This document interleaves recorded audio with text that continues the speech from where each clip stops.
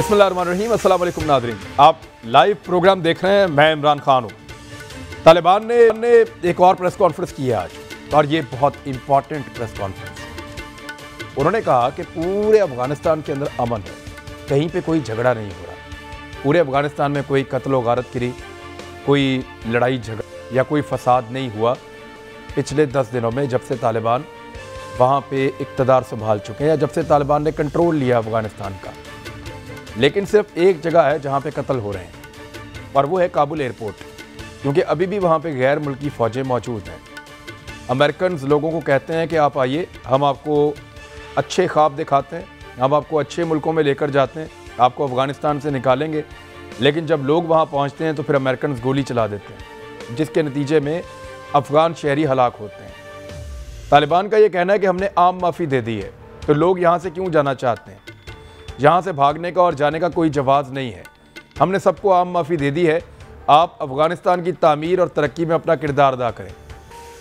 अफ़गानिस्तान में तालिबान को ये लगता है कि अमेरिका जानबूझ के जो हुनरमंद लोग हैं, जो कारामद लोग हैं, उनको अफ़गानिस्तान से निकालना चाहता है, ताकि अफ़गानिस्तान तरक्की ना कर पाए और अफ़गानिस्तान के रास्ते में रोड़े अटकाए जाएँ, तालिबान के लिए मुश्किल हालात पैदा किए जाएँ। इसीलिए तालिबान ने अब एयरपोर्ट की तरफ जाने वाले रास्ते बंद कर दिए हैं। सिर्फ गैर मुल्की एयरपोर्ट तक जा पाएंगे और गैर मुल्की ही एयरपोर्ट से बाहर भी जा पाएंगे। जो अफ़गान शहरी हैं उनको काबुल एयरपोर्ट पर जाने की इजाज़त अब नहीं दी जाएगी अफ़गान तालिबान की जानिब से। ये तो हो गया एक और चीज़ क्लियर। दूसरा, अमेरिका जिन अफ़गानों को निकाल रहा है अफ़गानिस्तान से, उनको अमेरिका नहीं लेकर जा रहा, उनको यूरोप नहीं लेकर जा रहा, उनको तरक्की याफ्ता मुल्कों में नहीं लेकर जा रहा, बल्कि उनको इधर मिडल ईस्ट में छोड़ के जा रहा है, खलीजी रियासतों में उनको ड्रॉप कर रहा है, अपने लोगों को वापस अपने मुल्कों में लेकर जा रहे हैं, जबकि अफ़गानों को खलीजी रियासतों में ड्रॉप कर रहे हैं। यहाँ अबू धाबी से कुछ तस्वीर मंजर आम पे आई, और उन तस्वीर में मैं देख रहा था कि हज़ारों मर्दों ख़वातीन जो हैं और बच्चे भी, वो ज़मीन पर रहने पर मजबूर हैं और बैठे हुए हैं एक कैंप में, और इन हज़ारों लोगों के लिए सिर्फ एक वॉशरूम था वहाँ पे। तो बड़ा इंसानियत सूद जो है वो सलूक हो रहा है, और बड़ी ज़्यादती अफ़गानिस्तान को छोड़ने वाले पनाहगज़ीनों के साथ हो रही है। इंडिया में पनाहगज़ीनों की हालत बहुत बुरी है, और आसपास के जितने ममालिक हैं उन्होंने भी पनाहगज़ीन लेने से इनकार कर दिया है। अमेरिका जो चाहता है कि तमाम ममालिक अफ़गान पनाहगज़ीनों के लिए अपने दरवाज़े खोल दें, वो खुद अपने मुल्क में उनको ले जाने के लिए तैयार नहीं है। यूरोपीय यूनियन के पास या यूरोप में जितने ममालिक हैं वहाँ पे अफ़गान एक बड़ी तादाद में मौजूद हैं, लेकिन वो लोग भी अब अफ़गानों से तंग हैं और वो उनको अपने मुल्क में नहीं आने देना चाहते। वो ये चाहते हैं कि ये अफ़गानिस्तान छोड़ दें, एक इंसानी बहरान पैदा करना चाहते हैं, लेकिन उन लोगों को अपने मुल्कों में नहीं आने देना चाह रहे, जो बेचारे अपना सब कुछ दाव लगा कर जाना चाह रहे हैं अफ़गानिस्तान को छोड़ के। तालिबान ने एक और ऐलान ये किया है कि जो ख़वातीन हैं उनके लिए एक पॉलिसी बनाई जाएगी जिसके तहत वो काम कर सकें।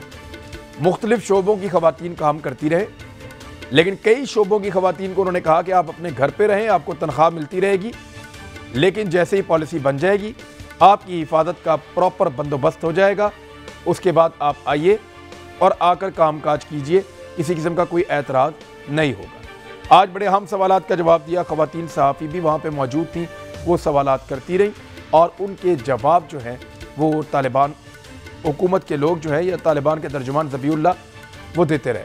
मेरे साथ मेहमान कौन से मौजूद हैं तारुफ करवाता हूँ, क्योंकि अफ़गानिस्तान से बात शुरू, पाकिस्तान के बड़े अहम मामलात हैं अफ़गानिस्तान के साथ, आने वाले दिनों में वो कहाँ जाएंगे, इन पे बात करते हैं। हमारे साथ सदाकत अली अब्बासी साहब मौजूद हैं, मेंबर कौमी assembly Pakistan Tehreek Insaf. Senator doctor Afnanullah Khan साहब मौजूद हैं PMLN से। जनरल रिटायर गुलाम मुस्तफ़ा साहब हमारे साथ सीनियर तज्ज़ियाकार मौजूद होंगे आज के प्रोग्राम में। सदाकत अली अब्बासी साहब, पहला सवाल मैं आपसे ये जानना चाहता हूँ कि शाह महमूद कुरैशी साहब ने एक विज़िट प्लान किया है जो आज अनाउंस हुआ है कि वो ईरान जाएंगे, तुर्कमानिस्तान जाएंगे, उज़्बेकिस्तान जाएंगे और ताजिकिस्तान जाएंगे। ये पाकिस्तान और चाइना के बाद बाकी वो 4 मुल्क हैं जिन्होंने अफ़गानिस्तान को हर तरफ से घेरा हुआ है। इन मुल्कों का इस मौके पर दौरा, क्या पॉलिसी है, पाकिस्तान क्या करना चाह रहा है? जी इमरान साहब, बहुत शुक्रिया। जैसे आपने सवाल किया और आपके सवाल के अंदर ही ज़ाहिर है जवाब मौजूद है कि पाकिस्तान जिस तरह तालिबान ने इससे पहले कहा कि जी जो तालिबान पुराने थे वो अब बदल गए हैं और वो एक अपने आप को एक रिफॉर्म तालिबान शो करने की कोशिश कर रहे हैं और जाहिर है जो उनकी मिलिट्री उनकी वहाँ पे जो उनकी एक कामयाबी है, उसके बाद वो चाह रहे हैं कि अपना नैरेटिव जो है वो ठीक तरह से कन्वे करें। पाकिस्तान भी अपने आप को बड़ी एक अपनी जो हमारी जो डिप्लोमेसी है उसको बड़ा वाज़ेह करना चाहता है। एक तो पाकिस्तान ने कहा जी हम वहाँ किसी फाइटिंग फोर्स का के साथ नहीं है, हम पीस के अमन का हम बिल्कुल साथ देने के लिए तैयार हैं। और अब पाकिस्तान ने ये कहा कि कोई भी हम यूनिलैटरल डिसीजन नहीं लेंगे, कोई अकलौता फैसला नहीं करेंगे जिस तरह माजी में पाकिस्तान की हुकूमतों ने किया कि हम अफ़गानिस्तान के हवाले से जो भी हमारी स्ट्रेटजी होगी, एक तो हम चाहेंगे कि ऑल इंक्लूसिव गवर्नमेंट हो, नंबर दो जो अफ़गान पूरे माशरे की नुमाइंदगी करता हो, नंबर दो ये कि पाकिस्तान अकेले कोई फैसला नहीं करेगा। खित्ते के वो मुल्क जो डायरेक्टली इससे मुतासर हैं, खुदा ना खासा कोई खाना जंगी होती है तो जो आपने महाजरीन की बात की, रेफ्यूजीज़ की बात की, और अदरवाइज़ भी जिनको सिक्योरिटी ख़तरात हैं, जिनकी मईशतों को ख़तरात हैं, उन सब के साथ मिल के तो फैसला करेंगे। लिहाजा खित्ते के वो ममालिक जो डायरेक्टली अफ़गान इशू के साथ रिलेटेड हैं उनके साथ और दीगर जो रीजनल एक ताकतें हैं और जो इंटरनेशनल जो एक बरादरी है उसके साथ मिलके एक जिम्मेदार रियासत के तौर पे अफ़गानिस्तान में अमन के लिए, उसकी तामीर और तरक्की के लिए पाकिस्तान अपना साथ देगा। ये दौरे सर इतना कोई आसान नहीं था जो आपने आसानी से दे दिया है। मैं ज़रा जनरल साहब के वाले लेता हूँ। जनरल साहब, Iran, Turkmenistan, Uzbekistan, Tajikistan, Shah Mahmood Qureshi वहाँ पे जा रहे हैं और उस वक्त जा रहे हैं जब रॉयटर्स ने लिखा, और ना सिर्फ रॉयटर्स ने लिखा बल्कि US न्यूज़ ने भी इसको छापा, अमेरिका और बरतानिया दोनों मुल्कों में छपी है खबर कि पाकिस्तान एक मरकज़ी हैसियत इख्तियार कर चुका है और गेम पाकिस्तान के जो बिग गेम है इस वक्त इस खित्ते की वो सबसे ज़्यादा पाकिस्तान के हाथ में है। इन 4 मुल्कों में शाह महमूद कुरैशी का वन गो में जाना आपको क्या लगता है?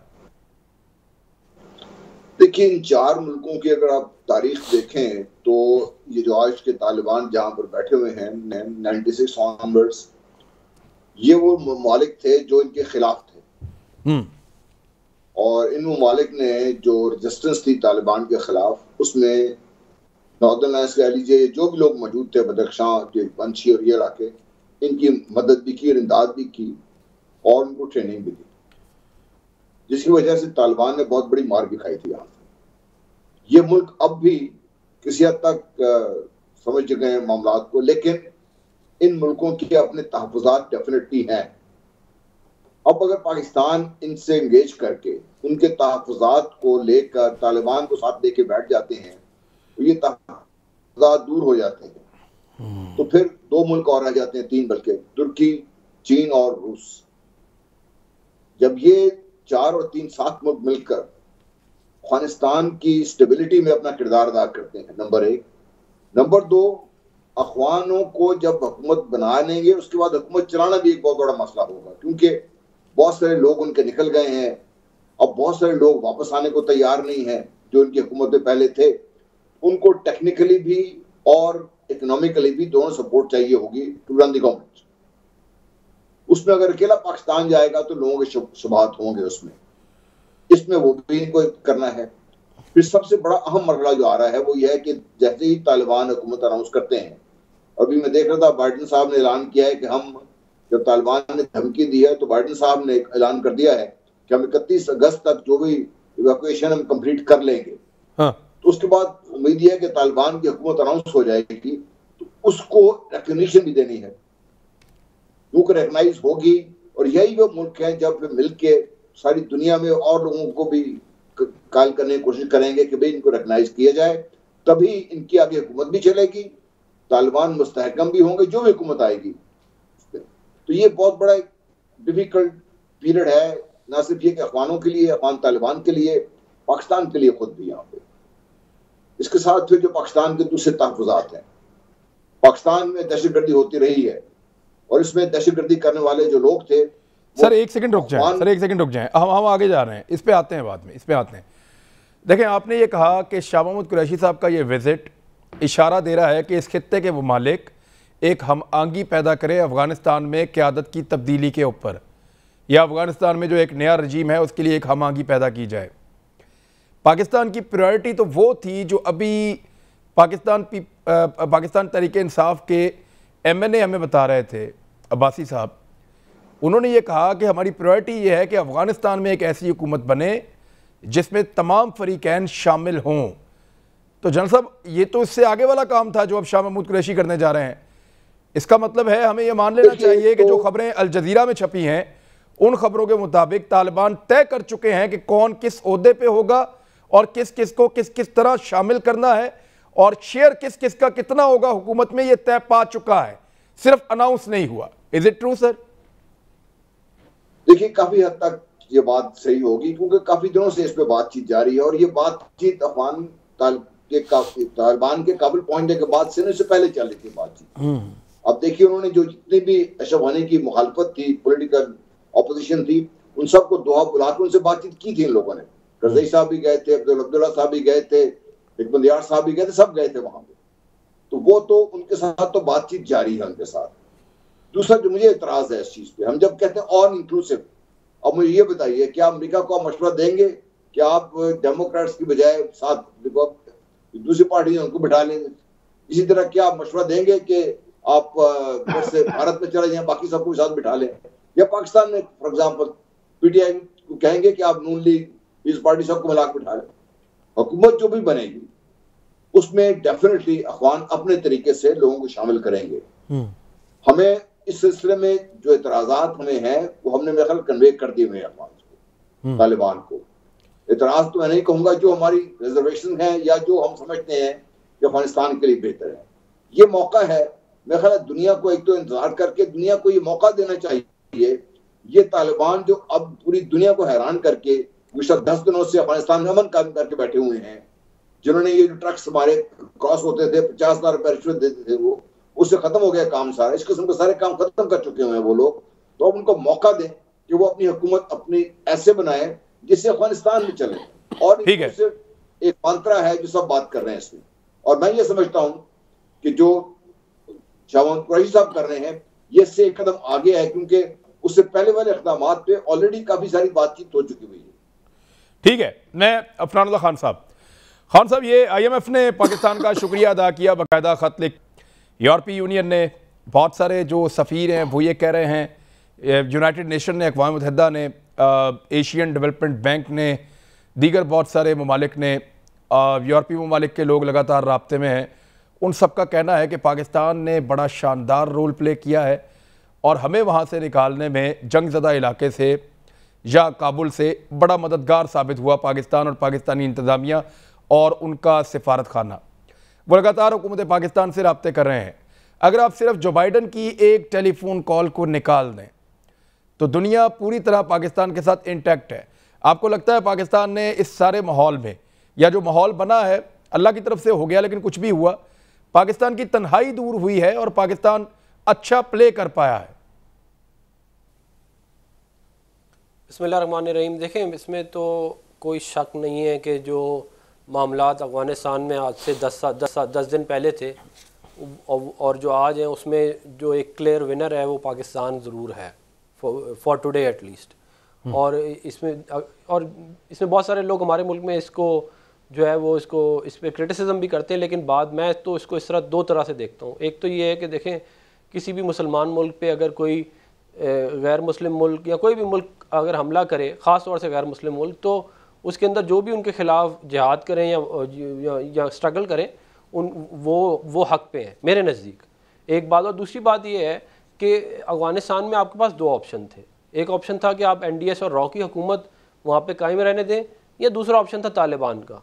तो कोई जिसके अंदर थोड़ा सा भी शऊर है या जिसको इस खित्ते के मामलात का मालूम है, वो यही कहेगा कि बेहतर यही है कि जो पाकिस्तान के हक़ में ज़्यादा हैं उनकी हुकूमत आए वहाँ पे। और उस लिहाज से अगर आप मामले को देखें तब भी ये बात ठीक है। तो और अशरफ गनी या उसकी हुकूमत जो थी वो, और जो अफगान एलीट थी जो भी जिनको निकाला गया, वो इंतहाई करप्ट थे। और मतलब इस हद तक करप्ट थे कि अब एक ये फिगर आ रही है कि जो 3 लाख अफगान आर्मी और उनकी एयरफोर्स थी और जो बाकी थे वो टोटल 50,000 थे, 2.5 लाख के करीब बाकी कागजों में थे। मुख्तलिफ फिगर, मुख्तलिफ सारे कागजों में थे। अब मतलब इसमें डिफरेंट फिगर्स हैं, लेकिन एक 50,000 की भी आई है। तो जो इन्होंने तो देखें 20 साल अमेरिका को लूटा है, जो अफगान एलीट थी उधर बैठी हुई। इन्होंने वहाँ पे जो उनका सदर था, फर्स्ट प्रेसिडेंट, वो रॉ का ट्रेंड था, अमरुल्लाह साले, जो अभी रेजिस्टेंस भी कर रहा है किसी हद तक। तो ये तो कोई मतलब कि कोई बेवकूफ़ आदमी ये कहेगा कि जी अफगानिस्तान वो भी और हमदुल्ला मुहिब भी रॉ का आदमी था। होनी चाहिए।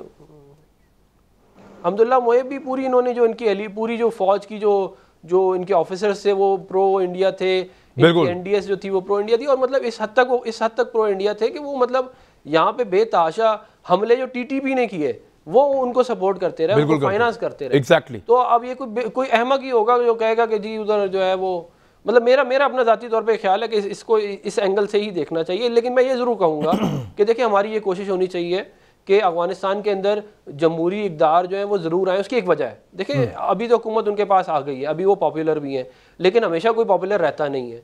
अगर कोई एक ऐसा सिस्टम इवॉल्व कर लें जिसमें हुकूमतें आएँ जाएँ, तो उसका फ़ायदा ये होगा कि फिर स्टेबिलिटी रहेगी काफ़ी लंबे अरसे तक। तो मैं ये ज़रूर कहूँगा कि अगर कोई एक ऐसा सिस्टम इवॉल्व करें, देखिए जो शरीयत है ना उसके अंदर काउंसिल है। जब सहाबा जो थे जो उनको लगाया गया हुकूमत में काउंसिल की जाती थी। हाँ। तो डेमोक्रेसी में भी काउंसिल ही होती है ना, अब आवाम से काउंसिल ले रहे हैं, तो उसको इस तरह नहीं देखना चाहिए कि जो वेस्टर्न डेमोक्रेसी है वो गैर इस्लामी है और शरीयत इस्लामी है। इस शरीयत के अंदर ही है जमहूरियत, उसके बाहर नहीं है। तो मेरा ज़ाती तौर पे ख्याल ये है कि उनको इस चीज़ को ज़रूर देखना चाहिए, क्योंकि मैं ये चाहता हूँ कि अफगानिस्तान के अंदर एक ऐसी हुकूमत हो, एक ऐसा निज़ाम हो जो स्टेबल हो, जो इस्लामी हो, जो प्रोलॉन्ग लंबा चले। उसके लिए जो भी जो चीज़ें हैं वो पूरी करनी, उसमें ये चीज़ पूरा करना मेरा ख्याल है काफ़ी ज़रूरी है। सदाकत भाई साहब, पाकिस्तान को चैलेंजेस कौन से आ सकते हैं, इसका अंदाज़ा किया आपकी? यानी अफगानिस्तान से जो चैलेंजेस खुदा न खास्ता खाना जंगी की सूरत में, या लोगों का वहाँ से बहुत बड़ी तादाद में निकल के बॉर्डर्स पे आ जाना उसकी सूरत में हो सकता था, वो तो हुआ नहीं। अगले चैलेंजेस ये हैं कि आपने अपने दुश्मनों को अफगानिस्तान में पकड़ना है, उनके लिए ज़मीन को तंग करना है, और अफगानिस्तान में जिस तरह का निज़ाम हुकूमत है, क्या वो निज़ाम हुकूमत पाकिस्तान में डिमांड नहीं किया जाएगा? ये चैलेंजेस आने वाले हैं आपके सामने। देखिए इमरान, पाकिस्तान ने, जैसे मैंने कहा कि माजी में पाकिस्तान ने जो कुछ भी किया, मौजूदा हुकूमत बड़ी वाज़ेह थी कि हम ऐसी अप्रोच लेके चलेंगे कि पाकिस्तान अफगानिस्तान में अमन को सपोर्ट भी करे, लेकिन पाकिस्तान पे कहीं से उंगली ना उठे। ठीक है।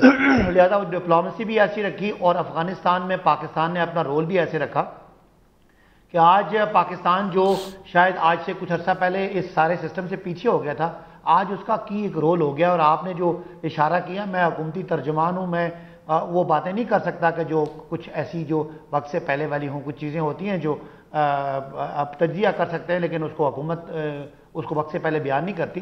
ये ज़रा मोहतात चलने वाली बात है, बिकॉज हम अफगानिस्तान के अंदर हम अपने जो फेवरेट्स क्रिएट नहीं करना चाहते, लेकिन साथ साथ अफगानिस्तान की ग्राउंड रियलिटी है, ज़मीनी हक़ाइक़ हैं अफगानिस्तान के, उनको तस्लीम करके। लेकिन अभी आज अगर वहाँ पे एक तालिबान का पूरा कंट्रोल है, लेकिन अगर ये और इंक्लूसिव गवर्नमेंट नहीं बनती तो आने वाले दिनों में खुदा न खास्ता इसके बहुत सीरियस कॉन्सिक्वेंसेज हो सकते हैं। वो हो सकते हैं बदअमनी के, सिविल वॉर के, उधर खून खराबे के, जो स्पिल ओवर करके पाकिस्तान सबसे ज़्यादा इससे मुतासर होता है।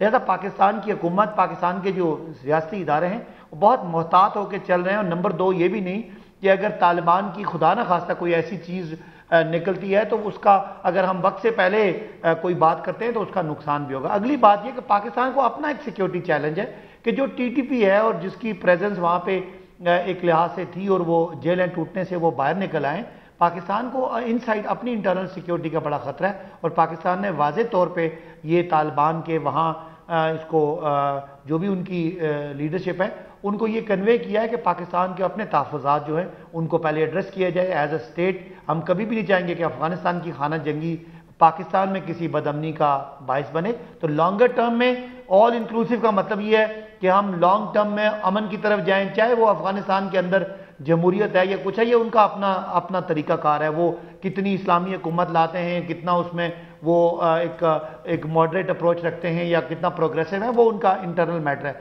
लेकिन पाकिस्तान एक ज़िम्मेदार रियासत के तौर पर हमें अमन का फ़ायदा है, बदअमनी का नुकसान है। हम मईशत में हम आगे जाना चाहते हैं। हम जो आपका मिडल ईस्ट है और जो आपकी सेंट्रल एशियन स्टेट्स हैं वो हमारा टारगेट है, और कलम सी पैक को एक्सटेंड करना चाहते हैं, और रीजन में पाकिस्तान एक इकोनॉमिक पावर बनने का एक जो पाकिस्तान का ख्वाब है उसको पूरा करने के लिए हमें अफगानिस्तान के अंदर अपना रोल ना प्ले करके अफगानिस्तान की एक टोटल अफगान रिप्रेजेंटेटिव गवर्नमेंट को सपोर्ट करके और रीजनल और इंटरनेशनल जो हमारे दोस्त हैं उनको साथ ले जाके एक ऐसा हम रोल प्ले करना चाहते हैं कि आइंदा अफगानिस्तान खुदा न खासा पीछे ना जाए, उसमें अमन होगा तो पाकिस्तान की मईशत और माशरत जो है उसको उसका बड़ा फ़ायदा होगा। जनरल साहब, अब अमरीकी और यूरोपीय अखबारात ने लिखना शुरू कर दिया है लिथियम के बारे में, और उनको पता है कि फ्यूचर का जो सबसे कीमती सब्सटेंट है वो लिथियम है। लिथियम के ऊपर फ्यूचर जुड़ा है, वो बैटरीज बनती हैं उससे, और दुनिया कन्वर्ट हो जाएगी बैटरीज के ऊपर, और ये फ्यूचर का फ्यूल है। अब वो सारा पड़ा हुआ है, दुनिया में सबसे बड़े ज़ख़ीरे जो हैं उनमें से कुछ अफगानिस्तान में है, और चाइना की भी उस पर नज़र है, अमेरिका की भी उस पर नज़र थी।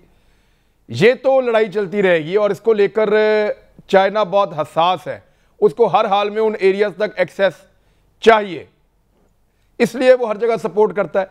आज हुआ ये कि इंसानी हकूक़ के ऊपर अक़वाम मुत्तहिदा ने जो अफ़गानिस्तान को लेकर के एक इजलास बुलवाया था, उसमें बजाय कि तालिबान की बैशिंग होती, चाइना ने वहाँ डिमांड कर दिया कि जो ऑस्ट्रेलिया के, अमेरिका के और बरतानिया के फ़ौजी यहाँ पे 20 साल गुजार के जा रहे हैं, उनका एहतसाब करो कि उन्होंने इंसानी हकूक़ की कौन कौन सी खिलाफ वर्जियाँ की हैं।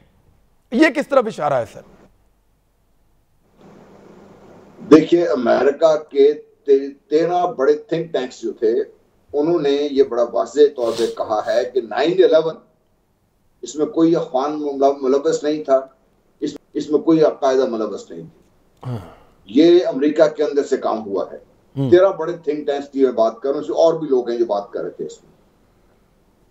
एक्चुअली तो ये होना चाहिए कि जिस तरीके से इराक में वेपन्स ऑफ मास डिस्ट्रक्शन का एक गलत लेकर चले और इतने इराकियों को शहीद कर दिया, उनको इतना जुल्म हुआ इराक में, उसी तरीके से अमेरिका को कटहरे में खड़े करने की जरूरत है, ब्रिटेन को कटहरे में खड़े करने की जरूरत है, सबको कटहरे में खड़े करने की जरूरत है कि 20 साल जो उन्होंने तबाही मचाई है, जिसमें पाकिस्तान भी इफेक्ट हुआ, अफगानिस्तान कितने तकरीबन 2.5 से 3 लाख जो अफगान थे वो शहीद हो गए इसमें, इर्द गिर्द के खिते में बदअमनी फैली, जो तरक्की नहीं हो सकी, जो माली नुकसान हुआ, ये सब कुछ तो अमेरिका के इन सब के गले पड़ना चाहिए। यूएन में जो चाइना ने बात की है बिल्कुल सही बात की है, क्योंकि जो इन्होंने जुल्म ढाए हैं अभी आस्ते आस्ते चीजें बाहर आएंगी। आप देखिए जो एनडीएस के हेडक्वार्टर से डाटा मिले हैं, जिसमें जो रिपोर्ट थी कि सीआईए का चीफ आके मिल रहा है इन लोगों से, और डिनाई तो नहीं किया उन्होंने, लेकिन उन्होंने इतना ही कहा ज़बीला मुजाहिद साहब ने कि मुझे इसका इल्म नहीं है।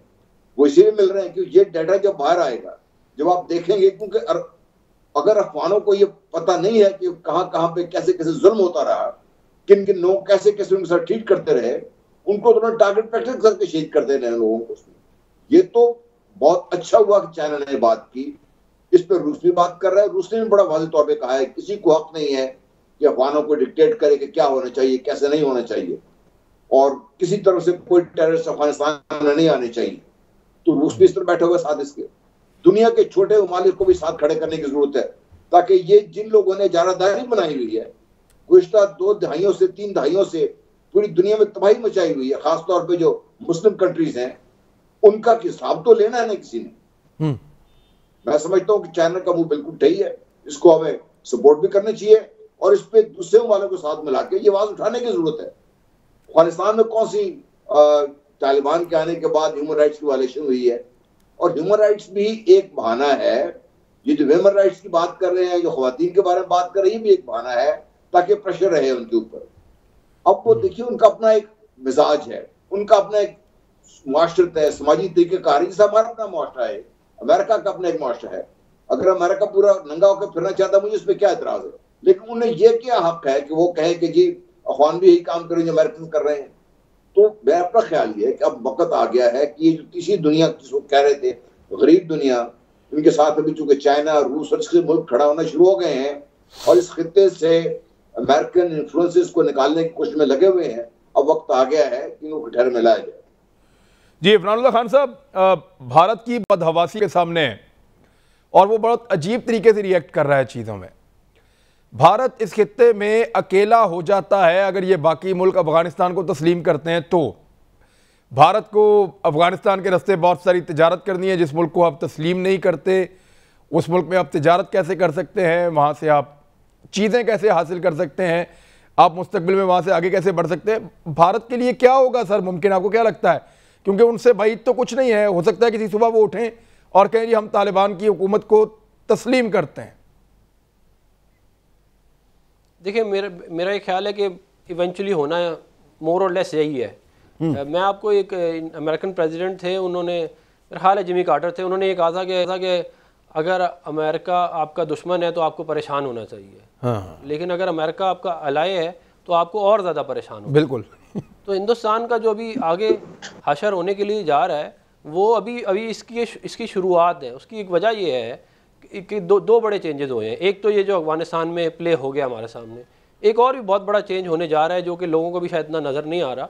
वो ये है कि जो चाइना इंडिया बॉर्डर के ऊपर जो मामलात हुए हैं पिछले 1-1.5 साल में, उसकी वजह से इंडिया को अपनी फोर्सेस कश्मीर से निकाल के उन बॉर्डर्स पे मूव करनी पड़ी है, जो कि रिपोर्ट भी हुई है। तकरीबन 50,000 रिपोर्ट हुई है, उससे ज़्यादा भी हो।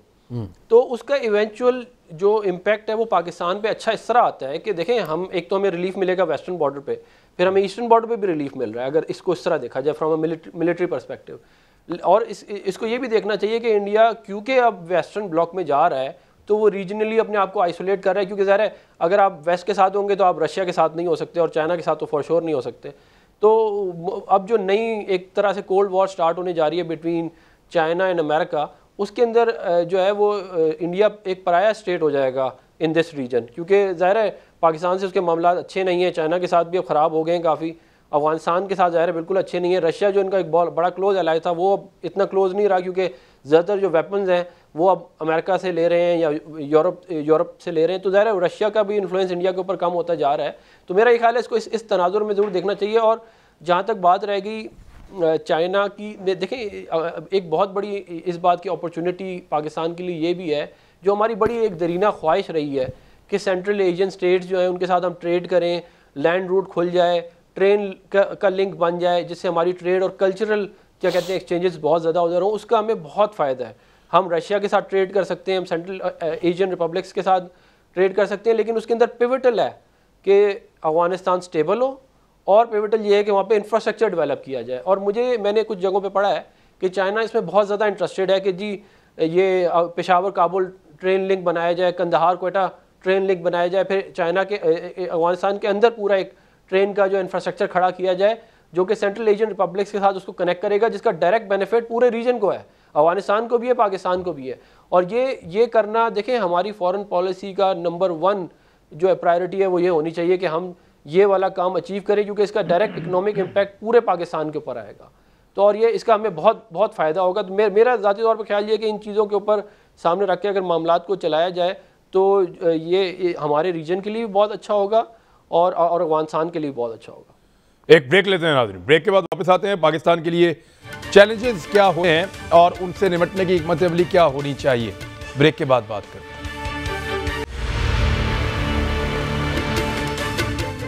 वेलकम बैक नाज़रीन। जलसा इनखला होने के बाद क्या वेस्ट अपने आप को अलग कर लेगा इस खित्ते से कुछ अरसे के लिए, या इसके ऊपर उनका फोकस रहेगा? पाकिस्तान पे असरात क्या हो सकते हैं और हमारे लिए चैलेंजेस क्या होंगे? देखिए, मैं मुसलसल इस बात पे कायम हूँ और जैसे जैसे वक्त गुजर रहा है मुझे इसके ऊपर जो मेरी कन्विक्शन है वो ज्यादा और मजबूत होती जा रही है। वो बड़ा सिंपल है कि अफगानिस्तान और पाकिस्तान अगर ये रीजन सेटल हो जाते हैं, यहाँ पे अमन हो जाता है, और जिस तरह भी डॉक्टर अफनान ने बड़ी जबरदस्त बात की, जो रीजन कनेक्टिविटी है एक्सक्लूडिंग इंडिया, आप देखिए ना कि इंडिया के बॉर्डर से अगर आप देखना शुरू करते हैं, इस सूरत में जब पाकिस्तान और अफगानिस्तान स्टेबल होता है तो ये सारा रीजन जो है ये उठना शुरू होगा और इसके बाद वेस्ट को अपनी जगह नहीं मिलेगी। मगरब की सबसे बड़ी शिकस्त ये होगी, उनके ट्रुप्स का निकल जाना। अब तो हम ये कह रहे हैं ना बात, वो ठीक है, लेकिन अगर इनका यहाँ से जो इन्फ्लुएंस है वो खत्म हो गया तो मगरब का तो फिर बेड़ा गर्क हो जाएगा, इसका सारा कुछ तो भी इस रीजन में आ जाएगा। यहाँ पे आप तजारत कह लीजिए, आप जो मर्जी बात कर लीजिए, इकोनॉमिकली देख लीजिए जो पोटेंशियल है इस रीजन का। अभी डॉक्टर साहब भी बात कर रहे थे, सिर्फ कैस्पियन सी की रिसोर्स एक्सप्लॉइट होना शुरू हो जाए और अफगानिस्तान के थ्रू बाहर आना शुरू हो जाए तो अफगानिस्तान को जो उसकी राहदारी है वो जितनी मिलेगी, अफगानिस्तान की इकॉनमी खड़ा होना शुरू हो जाएगी। तो ये तो वो कभी बर्दाश्त नहीं कर सकते। पाकिस्तान का सबसे बड़ा चैलेंज इस वक्त ये है कि पाकिस्तान अफगानिस्तान के साथ मिलकर इस चैलेंज को समझे और इसका सद्देबाब करने के लिए जो इर्द के ममालिक हैं, जिनका भी शाह महमूद कुरैशी साहब भी चक्कर लगा रहे हैं, चीन और रूस तो ऑलरेडी इस सिलसिले में बड़ा क्लियर है। तुर्की भी देखिए, जब किसी एक स्टेज पे कह रहा था कि अपने ट्रूप्स भेजूंगा और जो काबुल एयरपोर्ट को कंट्रोल करेंगे, वो पीछे हट के बैठ गया हुआ है। तो ये एक ऐसी चीज है जो पाकिस्तान को बड़ी डेफिनेटली कर रही होगी। अगर मुझे कर रही है, मैं तो बाहर बैठा हूँ, अखबार पढ़ते हैं, आप लोगों से बात सुनते हैं, उनको भी करेगी। दूसरा पाकिस्तान का बहुत बड़ा चैलेंज ये है जो मगरब ने एक यलगार कर रखी है। आज जो उनके बोल्टन साहब ने उन्होंने एक मजमून लिखा है, उन्होंने पाकिस्तान के ऊपर कहते हैं जो नंगी गालियां पाकिस्तान को दी, और एक ऑस्ट्रेलियन ने जिनका वो इनके फॉरेन पॉलिसी में भी अपना आर्टिकल छपा है, उसने तो कहा है कि 12 barbarians and criminals and terrorist will be inducted in the Afghan government. उनके तो ये नुक्ता नजर सामने आ रहा है आपको। वो क्यों आ रहा है इस चीज पे? हो सकता है वो एक आदमी लिख रहा है, लेकिन ये उनके जो न्योकॉन्स हैं या जो एक्सट्रीमिस्ट हैं, जो एक्सट्रीमी जिनका माइंडसेट ही ये रहा है कि दुनिया को ताकत के जरिए दबा के रखा जाए, तो कोई बर्दाश्त नहीं करे। तो ये एक ऐसी चीज है जो पाकिस्तान को बरी करनी चाहिए, नंबर 1। नंबर 2, पाकिस्तान का बहुत बड़ा चैलेंज ये है कि पाकिस्तान के अवाम बड़े हक बजाना में ये अपने अफगान हुकूमत से जो आने वाली है मुतालबा करने में कि जिन लोगों ने मेरे बच्चे, भाई, बेटे शहीद किए हैं यहाँ पर, अभी कल परसों में मेरा बेटा शहीद हुआ इसमें, उनकी जो भी जिम्मेदार हैं उनको सजा मिलनी चाहिए। हाँ। और नंबर 3, मैं सिर्फ एक बात कर रहा हूं, ये सिर्फ मेरा अपना एक वो है, तारीख थोड़ी सी आप देख लीजिए। एक स्टेज थी कि जो कश्मीर था, ये भारत और पाकिस्तान नहीं था, कश्मीर काफी सारा जो इलाका आजकल पाकिस्तान है भारत का, इसमें शामिल था। एक वक्त ये भी था कि तारतारियों ने यहाँ पे हुकूमत की थी, वो कहां से आए थे।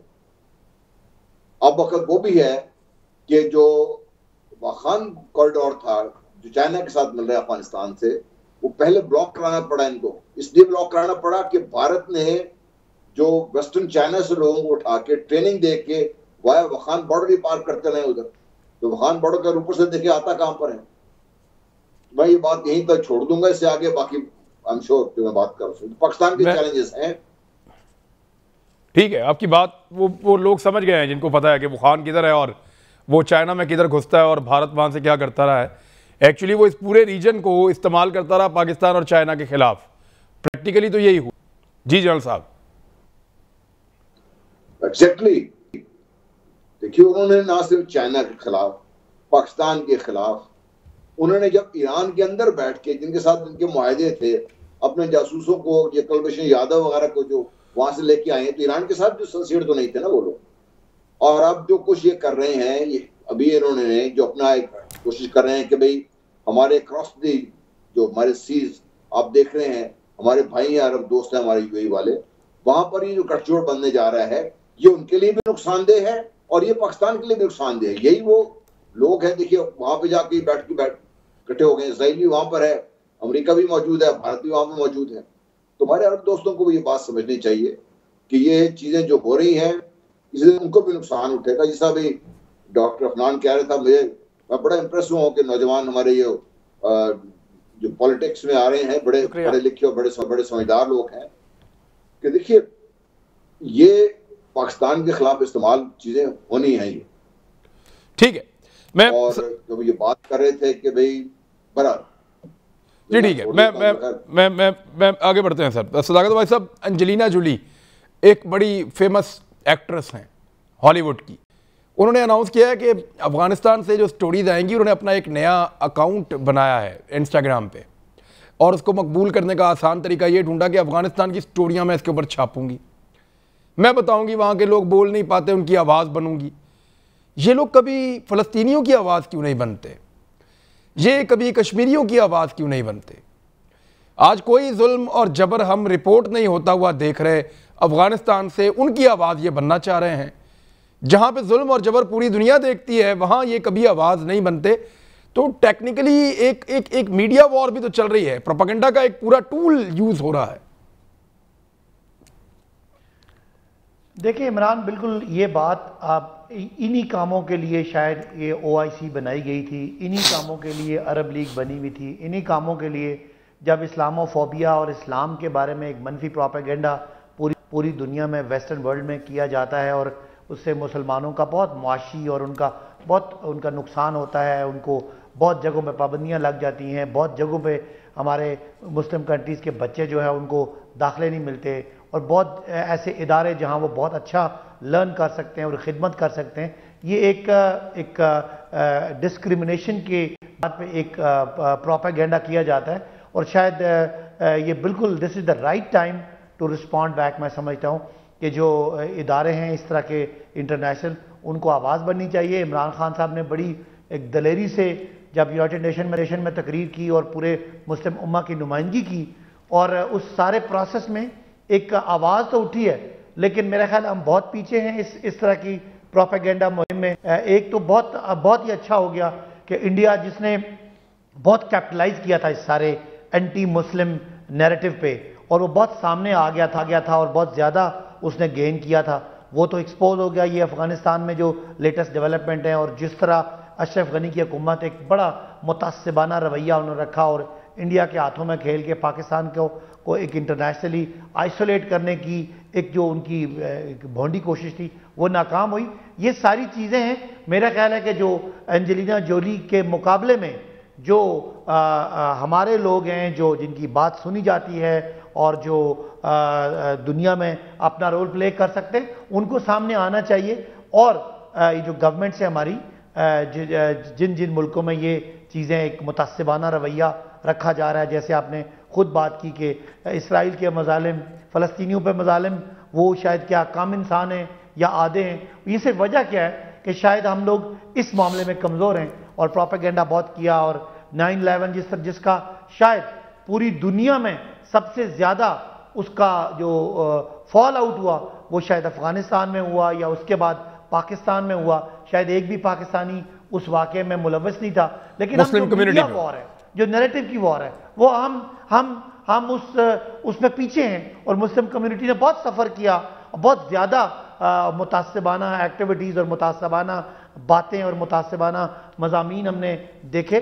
तो मेरा ख्याल है this is the right time to respond back. और हमारा जो इंटेलिजेंसिया है, जो दानिश्वर है, जो आपकी तरह के लोग हैं और जो मीडिया पे सदाकत भाई साहब, एक चीज़ मैं आपसे सदाकत भाई एक चीज़ बताएं, ये डिबेट होती है इस मुल्क में कि जो तालिबान रजीम है तो उन्हीं का रजीम है, वो उसकी कोई भी शक्ल बने, क्या पाकिस्तान हमायत करेगा उसको तस्लीम करने की या पाकिस्तान चाहेगा कि उसको तस्लीम किया जाए? गवर्नमेंट ऑफ पाकिस्तान का मौक़िफ़ क्या? देखिए 20 साल पहले जो दुनिया की सिचुएशन थी आज बहुत ज़्यादा सेंसिटिव है। आज इस वक्त जो मैं और आप बात कर रहे हैं दुनिया में हर आदमी सुन रहा है।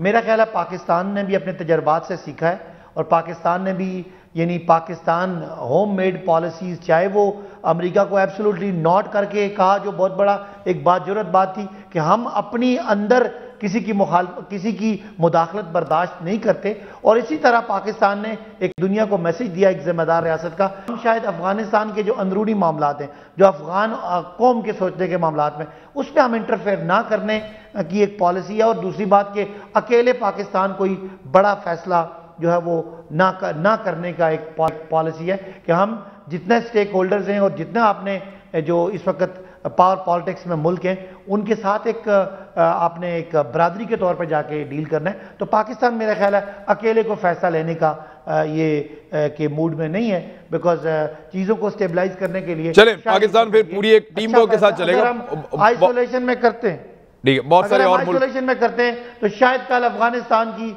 जो स्टेबिलिटी है उसको स्टेबलाइज करने के लिए पूरी दुनिया की जरूरत होगी, बिकॉज अफगानिस्तान का अगला जो चैलेंज है वो मुआशी चैलेंज है। अफगानिस्तान को चलाने के लिए फौजी ताकत तो है तालिबान के पास, क्या उनके पास मईशत को चलाने की और आइंदा जो अफगानिस्तान में इंफ्रास्ट्रक्चर डेवलप करना है उसकी और जो उसका ट्रेड बनाना है वो कैपेसिटी है या नहीं है, एक बड़ा सवाल है।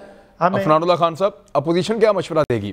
पार्लियामेंट में आते हैं आप लोग ज्वाइंट सेशन में, तो अपोजिशन क्या मशवरा देगी कि इस नए रिजीम के बारे में हुकूमत वक्त को क्या फ़ैसला करना चाहिए? देखिए, जो हमारा ऑफिशियल स्टांस है वो ये है कि नेशनल असेंबली में और सेनेट में इस पर डिबेट होनी चाहिए। ठीक है। और इसके ऊपर जो भी फिर एक नैरेटिव बिल्ड किया जाए जो कि पार्लियामेंट बिल्ड करे, और उसके बाद जो है वो फिर प्रपोज़ करें हम। और मेरा ख्याल है कि अगर गवर्नमेंट चाहे तो इसके ऊपर एक कॉमन ग्राउंड बिल्ड किया जा सकता है बड़ी आसानी के साथ, पार्लियामेंट में भी और सेनेट में भी। एक बात। अब दूसरी बात ये है कि आपने ह्यूमन राइट्स की अभी बात की और एंजेलिना जोली वाला सारा मामला। देखें, अमेरिकन ने अफ़गानिस्तान में डेज़ी कटर यूज़ किए हैं अफ़गान विलेजेस के ऊपर। Mother of all bombs MOAB एक बॉम्ब है, वो यूज़ तोरा बोरा पे खास तौर पे उन्होंने यूज़ किया था। और ये जब बॉम्ब फटता है तो इसका इम्पैक्ट ऐसे ही होता है जैसे न्यूक्लियर बॉम्ब का होता है, और ये तकरीबन 0.6 किलोमीटर से 1 किलोमीटर तक हर चीज़ को ख़त्म कर देता है, हर लिविंग ऑर्गेनिज्म को ख़त्म कर देता है। ये इन्होंने अफगान विलेजेस पे इस्तेमाल किए हैं ये वाले बॉम्ब। ये ह्यूमन राइट्स का दर्स उनको दें जिन्होंने ये बॉम्ब मारे थे, और उस वक़्त इनकी ह्यूमन राइट्स पता नहीं कहाँ पे थी। फिर अभी रिसेंटली एक वीडियो आई है जिसके अंदर ऑस्ट्रेलियन स्पेशल फोर्सेस के लोग अपने बेस से निकलते हैं और दे गो ऑन अ हंट कि कोई भी अफगान कहीं किसी विलेज में घूम रहा है उसको गोली मारने के लिए उसके ये लोग अगर, और इन लोगों को प्रोसिक्यूट नहीं किया आज तक।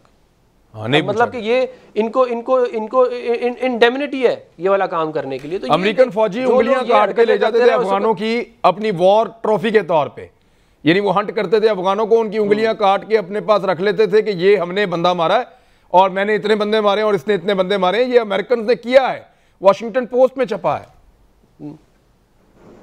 बिल्कुल किया है। और मतलब देखें इसके ऊपर तो जिस तरह नरमबर्ग में जो है वो सेकेंड वर्ल्ड वॉर के बाद हुआ था, या इसके ऊपर पूरा का पूरा एक ट्रायल होना चाहिए और इसको डिमांड करना चाहिए OIC को भी, और जो रीजनल कंट्रीज है उनको भी डिमांड करना चाहिए कि कैसे आप किसी विलेज के ऊपर, आपको किसने हक दिया कि आप एक विलेज के ऊपर बॉम्ब मार दें जिसके अंदर सारा विलेज तबाह हो जाए, उधर इंसान जानवर कोई कुत्ता बिल्ला भी ना बचे, ये किसने आपको राइट दिया है? तो मेरा ये ख्याल है कि ये तमाम चीज़ें जो है ये जब डिबेट होंगी नेशनल असेंबली में और सेनेट में तो ये तमाम चीज़ें सामने आएंगी, और इसके अंदर जो है वो बिल्कुल क्या कहते हैं, ये सवाल बिल्कुल हक बजाने पे ये पूछना चाहिए, और हमें थोड़ी इंट्रोस्पेक्शन भी करनी चाहिए। देखें, हमें बतौर नेशन हमें ये बात ध्यान में रखनी चाहिए कि फॉरेन पॉलिसी एक ऐसा सब्जेक्ट है जिसके अंदर कोई इंडिविजुअल जो है वो डिसीजन ना ले, क्योंकि इंडिविजुअल डिसीजंस की वजह से बड़ा मसला हुआ है इस मुल्क के अंदर। अच्छे काम बहुत और भी हो सकते थे अगर इंडिविजुअल डिसीजन ना लिया जाए। तो हमें इसके ऊपर पूरा का पूरा मेरा ख्याल है एक नेशनल असेंबली और सेनेट में एक डिबेट होनी चाहिए और एक नैरेटिव हमें बिल्ड करना चाहिए जो कि हमारा एक नेशनल नैरेटिव हो फॉर अफगानिस्तान, और उसके ऊपर लेके आगे चलना चाहिए। चल साहब, ये अमेरिका और बरतानिया की जो एक बड़ा रिश्ता था उसका भी बड़ा पोल खुल गया है इस सारे एपिसोड में। वो एक दूसरे को भी आंखें निकाल रहे हैं, ताने दे रहे हैं, यानी जीत के तो सारे कामयाबी के साथी होते हैं और हार का कोई शराकतदार नहीं बनता। तो ऐसा लगता है कि वो हार एक दूसरे पे डालने के चक्कर में भी हैं, और अब खिफगी या खिफत मिटाने के लिए वो ना सिर्फ मीडिया को इस्तेमाल कर रहे हैं बल्कि फ्यूचर में वो इन पे पाबंदियां लगाने की दरख्वास्त भी कर सकते हैं, जो उसने कहा बरतानवी वज़ीर आज़म ने कि उनके सोर्सेज से खबर आई, रॉयटर्स ने दी है कि वो मुखालफत करेंगे और कहेंगे कि पाबंदियां लगाई जाएं तालिबान रजीम पे। देखिए बरतानिया के जख्म बहुत पुराने हैं। 2 दफा बरतानिया ने कोशिश की और मार खा कर निकला वहां से। एक दफा तो उनका सिर्फ एक ही आदमी जानबूझ के छोड़ दिया था ताकि जाके वो उनको बता सके कि क्या हुआ उनके साथ। दूसरा, बरतानिया का जो पोटेंशियल है फॉर मिसचीफ इस हमारे खिते में जो काफी अर्सा रह गया हुआ है वो भी काफी ज्यादा है, और ये कश्मीर का जो मसला खड़ा करके गया बरतानिया डायरेक्टली रिस्पॉन्सिबल है। ये उन्होंने पूरी कोशिश की है कश्मीर भारत की गोद में जा करे। ये तो अल्लाह खुश रखे हमारे कश्मीरी भाइयों का, मुजाहिदीन का, गिलगित बल्तिस्तान के लोगों का जो इन्होंने इतना कुछ बचा कर रखा। तो बरतानिया का एक रोल इस खिते में हमेशा से रहा है, अब भी है। लेकिन दुनिया बदल रही है, बरतानिया को भी अपना कुछ नजर आ रहा है। बरतानिया के पास है क्या इस वक्त, ये बताइए आप। मेरा पैसा अगर बरतानिया ने जो रखा हुआ मैं निकाल के ले आऊं अपना सारा, और बाकी वो गरीब मुल्कों का पैसा वहां रखा, बरतानिया के पास है क्या? वो सारा कुछ तो हमसे लूट कर गए हुए वहां पर। आप गरीब मुल्कों के जो लोगों के पैसे वहां पर गए हुए हैं उनका अब क्या खैर उनको पता नहीं है। मैं सर मिडिल ईस्ट के, अफ्रीका के और एशियन लोगों के पैसे निकल जाएं तो बरतानिया तो बाहर गए, तो बरतानिया की तो इकॉनमी खत्म हो जाएगी। तो बरतानिया को एक बहुत डर है इस चीज। तो बरतानिया अपने आप को उस पोजीशन पे ला रहा है जहां पर वो इस खित्ते में जिन लोगों की हम बात कर रहे हैं, इनसे बातचीत करके अमेरिकन इन्फ्लुएंस को भी एडवांस कर सके और अपने जो मफादात है उसकी निगहदाश्त भी कर सके। क्योंकि बरतानिया और खासतौर पर अमेरिका को मैं फिर ये दोहराऊंगा, जो पोटेंशियल फॉर मिसचिफ है वो इतना ज्यादा है कि इस खित्ते को, पाकिस्तान को, अफगानिस्तान को और जो दूसरे ममालिक है उनको नुकसान पहुंचाने से कभी बाज नहीं आएगा।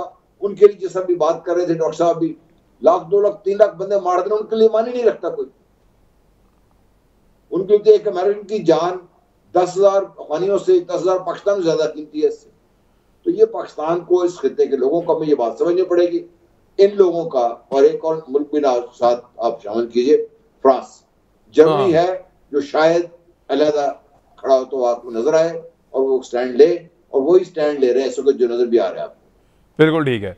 फ्रांस तो एग्जैक्टली वही है जो अमेरिका है, ऑस्ट्रेलिया है और बरतानिया है, वो उन्हीं को फॉलो करते हैं। तो सर, इस प्रोपेगेंडा वॉर में पाकिस्तान को रोल प्ले करना चाहिए या चुप करके तमाशा देखें सिर्फ कि तालिबान अपनी स्किन को खुद सेव करें, हमें उसमें कुछ लेना देना नहीं है। देखें, चाइना तो बीच में आ गया ना, चाइना ने तो कहा कि आपने वहाँ पे इंसानी हकूक़ की खिलाफ वर्जियाँ की हैं। पाकिस्तान को अपने आप को बाहर रखना चाहिए, हमने तो कर्जा देना दुनिया का। यार पाकिस्तान बाहर रह कैसे सकता है ये बताइए ना। जब वो अफगानिस्तान की बात करते हैं साथ ही वो पाकिस्तान को गाली देना शुरू कर देते हैं। वो सारे कस्बे का जिम्मेदार तो पाकिस्तान को गर्दानते हैं। पाकिस्तान कैसे से लगा रह सकता है। लेकिन ये बात सही है कि हमें जो भी करना है हमारी पार्लियामेंट को बीच में लाएं। हमने ये अपने जो कलेक्टिव हमारी विजडम है मुल्क की, उसको इसमें इन प्ले लाएं। इनको बड़ी मेहनत से हमने लेट करके भेजा है यहाँ पर। इनका काम है लाइन को इन प्ले, इनसे बात निकलनी चाहिए। और पाकिस्तान को इस प्रोपेगेंडा वॉर में जो पाकिस्तान के साथ हो रही है, पाकिस्तान के खिलाफ हो रही है, वो आपको उसका जवाब देने के लिए अगर आपको तालिबान को सपोर्ट करना पड़ता है तो व्हाई नॉट। मुझे बताइए, इसमें आप पाकिस्तान की बात कर रहे हैं ना। तालिबान ने अभी तक तो ऐसी कोई बात नहीं, जब से वो इन्फ्लुएंस में आए, जब से उन्होंने यहाँ पे अपना कश्मीर की बात करनी है आपने, जो भारत में मुसलमानों के साथ हो रहा है उसकी आपने बात करनी है। असम के 17 लाख खानदानों को यकमुश्त शहरी खत्म हो गई उनकी। वो ठीक है, वो बंगाली है, लेकिन है तो इंसान और मुसलमान है ना वो सारा। जो मुसलमानों के साथ हो रही है, क्यों पाकिस्तान इसमें चुप रह सकता है? पाकिस्तान क्यों चुप रहे इस बात को, यही बताइए। एग्जैक्टली। अब इंपॉर्टेंट ये है कि पाकिस्तान को हर हाल में अहम फैसले लेने के। फाइनली मैं चंद मेरे पास सेकंड है, मैं आपसे जानना चाहता हूं अब्बासी साहब, सिर्फ इतना बताएं कि पार्लियामेंट के अंदर इस डिबेट को कब ओपन कर रहे हैं?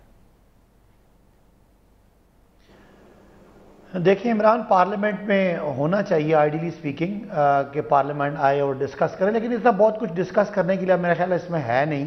पाकिस्तान जो है वो ये मामलात जहां डिस्कस करने हैं वो हमारे दोस्त ममालिक हैं, और कोई पाकिस्तान के पास बहुत बड़ी कोई चॉइसेस नहीं है कि इधर जाना है। अच्छा चलें, लेकिन इसमें एक चीज़ तो थी ना सर, कि वॉइस जो है वो पूरी दुनिया में जाती है, पार्लियामेंट की वॉइस बड़ी तगड़ी होती है। तक इतनी अपना ख्याल रखिएगा, मुलाकात होती है कल एक नए प्रोग्राम के साथ। अल्लाह हाफ़िज़।